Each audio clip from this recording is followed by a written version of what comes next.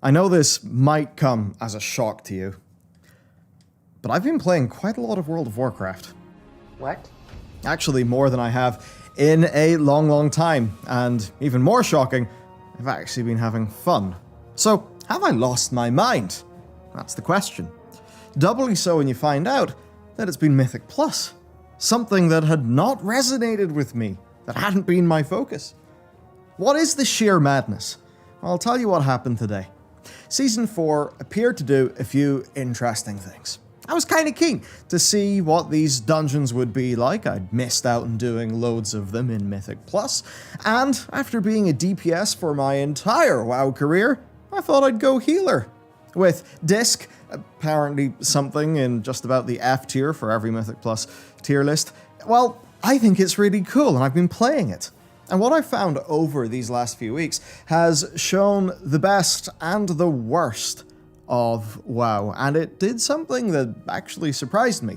It reawakened my intrinsic motivation to do non-sweaty gameplay related stuff in the game. And this really taught me the true damage of how Blizzard have designed this game since BFA. I logically understood why I fell out of love with playing the game, but now I feel it. And today's sponsor. Skillshare is the closest we've got to downloading a skill into your brain, Matrix style. Here's Michael Murr, and he is going to teach you some game development. And the first 1,000 of you to follow my link will get a month of Skillshare Premium for absolutely free. Skillshare is an online learning community with thousands of inspiring classes for anyone who loves learning and wants to explore their creativity, learning new skills. Programming and Unity, they are things that are pretty close to my heart. I did the sort of like hardcore, boring, custom engine programming stuff in uni, and that was all cool and fun, but let me tell you, actually getting stuck into the engine you're going to use, that's the real way to do it, and to learn by doing. So what better way to learn C# than to use it to make a little game? These are the resources that didn't really exist when I or my friends were starting off, but they are here for you. With Skillshare, you can shave years off your journey by just getting started, and in so many different fields. Today we're talking about game development, but of course, productivity, art, there is so much. So, for game dev, take Michael's courses, do some game jams, meet some people in your local scene. And these are great. They're for beginners, they're approachable, and they'll take you right through. And they're awesome. He's got stuff for 2D, 3D, building an RPG. What an amazing resource to have, and you can get it on Skillshare, the online learning community for creators. So what better way to use the free month that the first 1,000 to click my link down below will get? When I covered how WoW fought with its players for this video, it was an almost comical segment, right? Like, there was so much. The job of Season 4, then, is to kill that friction. So here's my experience. This season stopped all forms of borrowed power, in a way. Legendaries don't have a new rank, conduits don't get new item levels. Now, they're still a pain in the ass, but they're not that bad. The campaign skips help out too. So, there is stuff to do. In zero way is it intuitive stuff, and that is dead annoying, and certainly a big barrier for new players who will be super confused. But once you are through that stuff, which has been made so much easier, the bullshit of Shadowlands no longer matters. Now, I had 12,000 Cosmic Flux laying around in my old main from the start of this patch, so getting my new Disc Priest, a full set of maxed out conduits with the new item Blizzard added was simple. Though really it should cost less. I mean, giving that to everyone for free would basically be Blizzard saying, hey, conduits, don't think about them. And that would be better. But anyway, take Tier. Tier is fun. And the Creation Catalyst makes it so much nicer to obtain. I feel like my character is kitted out and good to go, and that has been a reasonable thing, which is satisfying. So, Shadowlands, it's still an utter design mess that's very confusing for no good reason, a total load of horseshit for new players, but Blizzard have kneecapped most of its bullshit on purpose, and that's good. I'm glad Dragonflight appears to be carrying, hopefully, I think so far, precisely 0 of those really stupid ideas forward. So, with the bullshit removed, is WoW, like, still fun? Look at this graph. For the longest time, WoW ended up not really falling in the fun bits of this graph. But for once, this graph is actually my friend. You see, I'm learning a new class, a new spec, a new role, all while hopping into Mythic Plus, a part of the game that I had generally ignored. And shockingly, it's here that the sliding difficulty scale of Mythic Plus has actually worked quite well, because as I am getting better at the game, I am running higher keys, and that is keeping me in that nice flow state region. It's all generated a nice feedback loop where actually the game feels really very satisfying to play. Now, is Disc the bottom of everyone's Mythic Plus tier list? Yes! I guess they're busy in Dragonflight, and that's why we haven't seen any love. As much as I could be salty, maybe I will get salty, but I can get by just fine, and while less unique, I know that if things get bad, I can still go to Holy, and it is enjoyable enough. That graph from earlier, though, it's really just to say that the parts of the game that are in and around intrinsic motivation, those are working for me right now because I'm feeling engaged in the game itself and its mechanics. I'm not getting bored. I'm not raging out that much. Plus, the dungeons? Well, let's do a tier list. Junkyard. B tier. Neat, but not standout. Workshop, though? Easy S tier, because those bosses are just awesome. Lower Kara, I'm going to give it B as well. A fun nostalgia blast, but oh man, those runtimes. Upper Kara? Yeah, I have to give it an S, actually. The cool factor. It's awesome. Okay, it does have that one hell corridor, but I think that's fine. Tazavesh Straits. I'm going to give it an A. The fights are fun, there's nothing stupidly frustrating, and Tazavesh, I mean, man, it's just a cool place to be playing the game. Solia's Gambit? Easy S tier. I mean, the changes in scenery are fun, it's quick, it's snappy, and that final boss is absurdly cool. Overall, Tazavesh is a triumph. Grimrail. This is a weird one. C tier, but I do enjoy running it. Basically, it's that weird thing where none of the bosses are standouts, and I have to dock some points because the camera's really annoying. But I enjoy the theming. Iron Docks, solid B. I mean, only the last boss is really of note, but I kinda like the Iron Horde setting, the VO's fun, and the dungeon is a nice length. It's not standout, but it's a solid default slice of WoW. Yeah, this season comes in real high for me. I think this dungeon pool is just awesome. It's super fun. Honestly, it's more fun than the, admittedly smallish, amount of Shadowlands Mythic Plus that I'd done. But also, I'm a bit of a sadist, so I'll say this. Hey Blizzard, Skyreach and Shadowmoon Burial Grounds for next season, alright? Let's do that.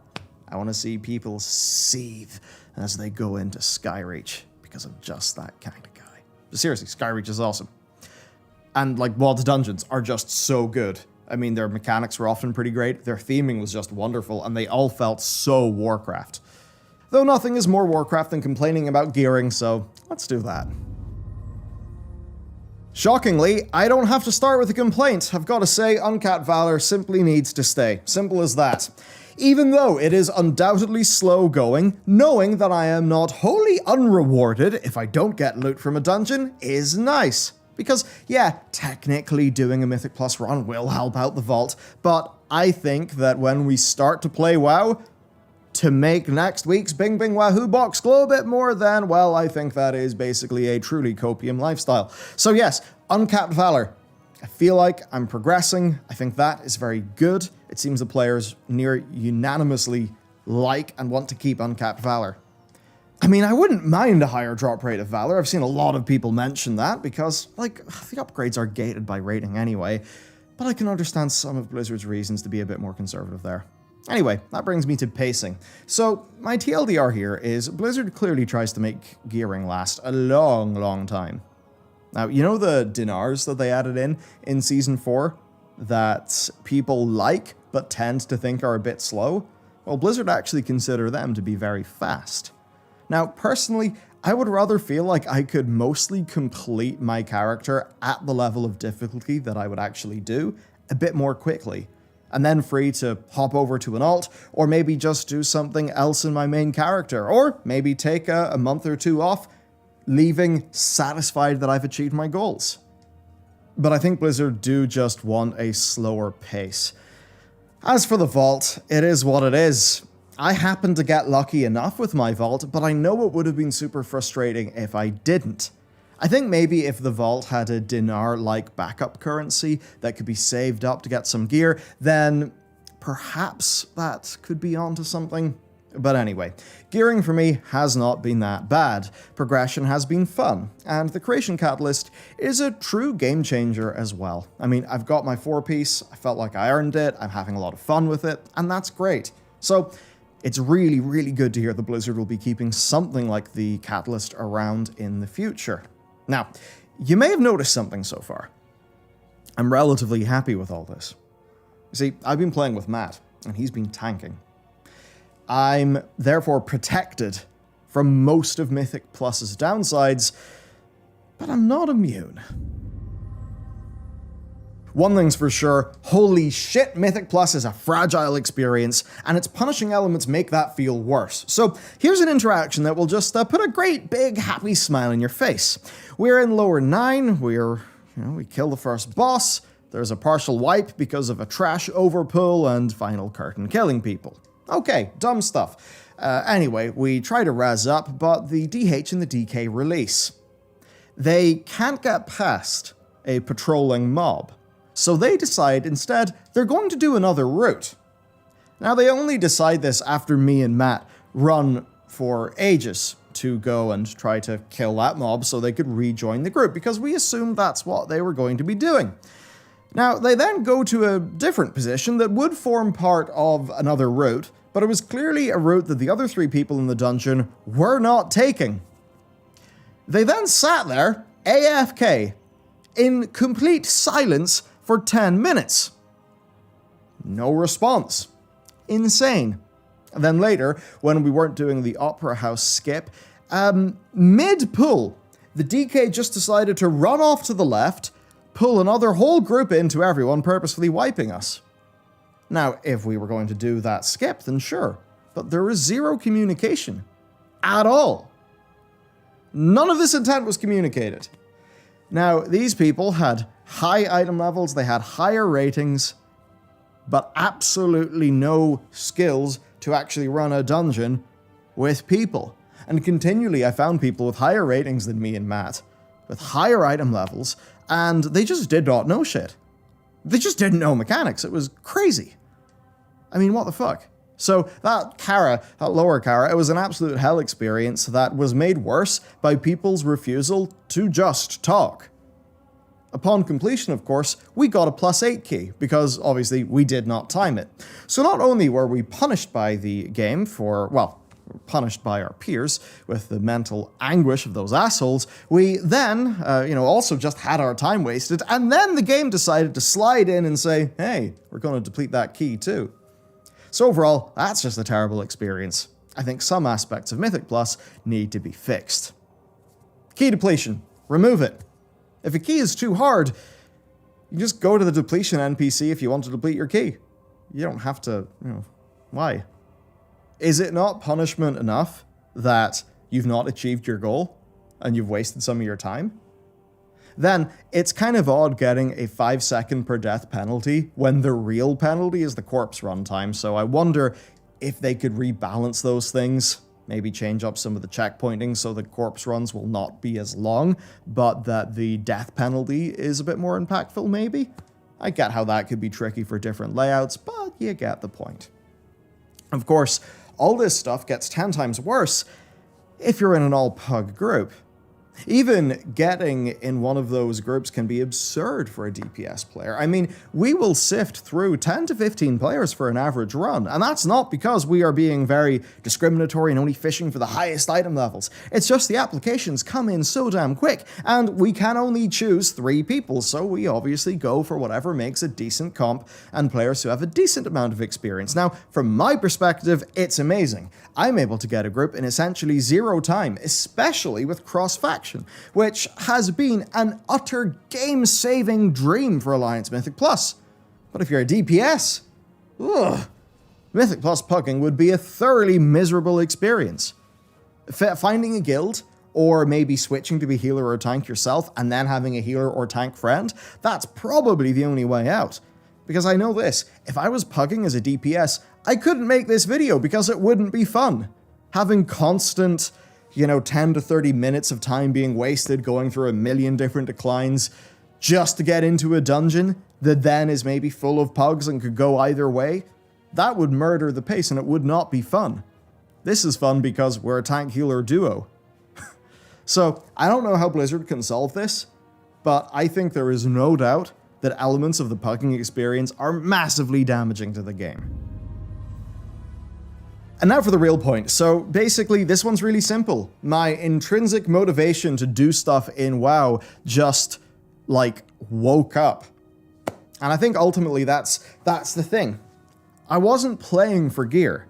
I was playing for the sake of playing, to check out these new dungeons, to check out the new seasonal affix, to try a new, new class, new spec, new role. So all of those things were just, for the part of me who plays video games for their mechanics, that all was really, really successful. And gear, I suppose I got sort of lucky, but gear felt good enough while I was going through it, to the point where overall, the core Mythic Plus loop was really working for me. And then the surprising thing happened.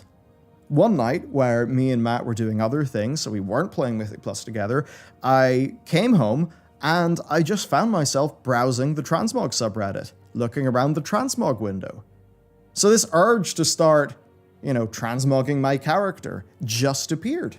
The urge to go and finally get around to doing the Legion Priest class mount and the Disc Priest Mage Tower, those things just bubbled up to the surface. And then I found myself wanting to play WoW like I did in Mists, WoD, and Legion. That's what keeps you playing the game, right? It's like when you feel like you just want to do things in this world because there's just this imperceptible desire to do it inside yourself. Not imperceptible, intangible perhaps is a better word. And this led me to the true realization that is the reason why I'm making this video. The lesson I think that we all need to learn. When World of Warcraft stopped presenting me with progression-based friction at every turn, I felt like I was just free to play and enjoy the game. And when this happened, my intrinsic motivation to learn my spec and my role, that turned into a broad intrinsic motivation towards engaging with the rest of the game. So the lesson today is simple. It is to never repeat Shadowlands again. Because the second that Shadowlands was freed from its own bullshit, for me, because I already knew what its bullshit looked like, so I was able to avail of and understand the various different skips that Blizzard added in recent patches, it turned into a fun, motivating experience. And that all has me more excited for Dragonflight. Now this is me personally, not me professionally, right? Me professionally has still got to, look out for any signs of danger ahead, any things that could be design problems.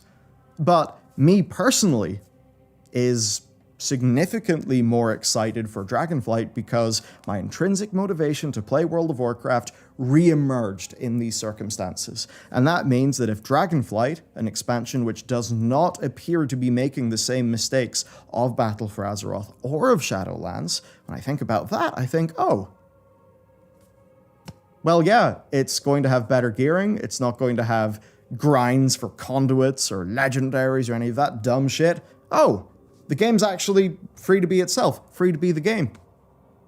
So that's the big lesson. In trying to make raiders do world content and trying to make all their conduits and their soul binds and their yada yada yada yada yada, all that stuff, they just added so much friction into the game that by the time, even if you were somebody who engaged with those things, by the time you engaged with them, you were too burnt out to have intrinsic motivation to just do cool shit and enjoy the world. So, funny old situation, and that's where I am with World of Warcraft right now. It's just pleasing to know that once these changes were made, in a way, I've still got it. And that's good. Because sometimes you start to question yourself when you're in this situation where, you raid log, you enjoy raid night with people, but for the rest of the game, you're just kind of going la la la la la, pretending that loads of things don't exist. That was just heartening. And hopefully a bit of a lesson for Blizzard, and maybe a lesson for yourself in what sorts of things can actually help to make you enjoy a game. Because I do think that being on that, incremental gains progression treadmill, that can certainly keep you going, but I don't think it'll truly fill up your tank. Which I suppose is why I'm just not the type to endlessly grind ARPGs. Anyway, there you go. Overall, some nice good news. Let me know what your Season 4 experience has been like, and I suppose with that said, take care, and I'll see you next time.